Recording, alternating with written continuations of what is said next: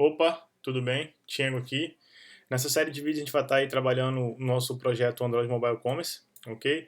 Vamos estar basicamente construindo a tela de política de privacidade e, obviamente, falando o porquê da gente não trabalhar com a GDPR, né? Vou dar uma pincelada na GDPR com foco na gente desenvolvedor, na LGPD também, o porquê de não trabalhar o aplicativo focado nessas novas, né, leis aí, GDPR e LGPD.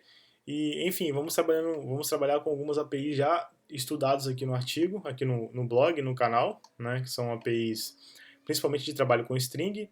E antes de continuar, não deixa de se inscrever na lista de e-mails do blog, para o blog continuar crescendo, e também no canal, né, e de deixar aí seu comentário, compartilhamento, se você gostou, correto?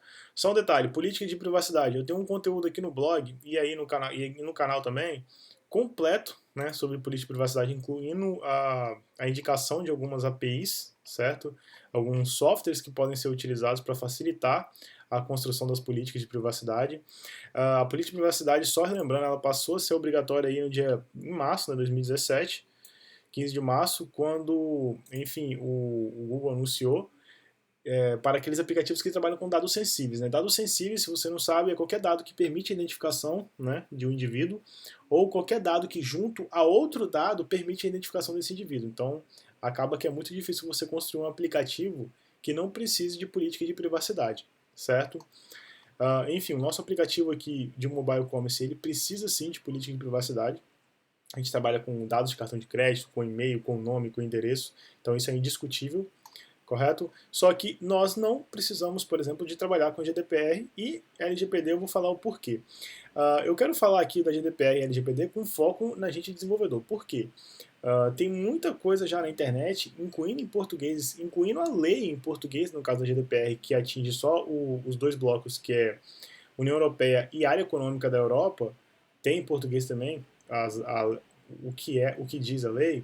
Tem muito conteúdo bom, incluindo com explicação de advogado, o que é e como vai impactar as empresas. O meu foco aqui é falar o impacto na gente desenvolvedor, né, que não foge muito do que a gente já faz no dia a dia, certo? A GDPR, se você não conhece, ela entrou em vigor ano passado, né, em 2018.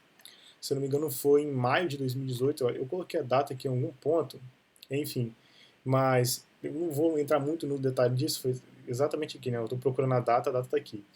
Enfim, o GDPR basicamente é a aplicação de esteroides, né, no que já tinha de leis a favor, né, em proteção dos dados das pessoas, dos residentes na Europa, no continente, na União Europeia e na área econômica da Europa, certo? Porque tem conjuntos aí de países diferentes. E basicamente o que acontece é que o usuário agora ele tem maior controle, né, no caso dos softwares, o usuário tem maior controle sobre os dados que são compartilhados e se ele vai deixar ou não esses dados serem compartilhados, a ponto dele poder escolher quais dados vão poder ser compartilhados dele, né, daquele conjunto de dados que o aplicativo precisa. Vou dar um exemplo aqui, um aplicativo precisa, né, para conseguir fornecer a ele um funcionamento completo do software. E aí, onde é que o programador ele é afetado nisso? A gente não tem a obrigação, segundo a lei, de criar a interface, né, amigável para o usuário, para ele falar, ó, eu quero que continue, não tem problema em continuar obtendo meus dados, ou então ir lá e revogar o acesso aos dados dele. Mas é esperado o quê? Uma boa experiência para o usuário, correto?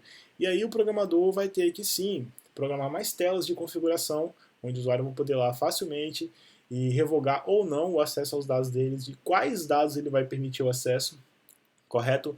Além de ter toda aquela tela de consentimento, por quê?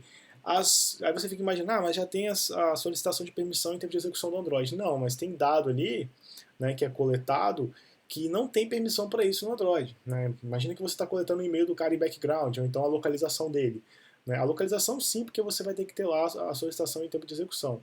Mas, enfim, com a GDPR, mesmo se você tiver com o seu aplicativo rodando em um Android anterior ao Android 6, né, você vai ter que solicitar para o usuário, né, vai ter que ter a tela de consentimento informando que você precisa da localização dele. Então, basicamente, o programador você vai ter que programar mais telas, você vai ter que ter mais tabelas no banco de dados, você vai ter que ter mais bloco condicional na sua lógica de negócio, porque o usuário vai ter tem maior controle agora dos dados que podem ou não ser compartilhados.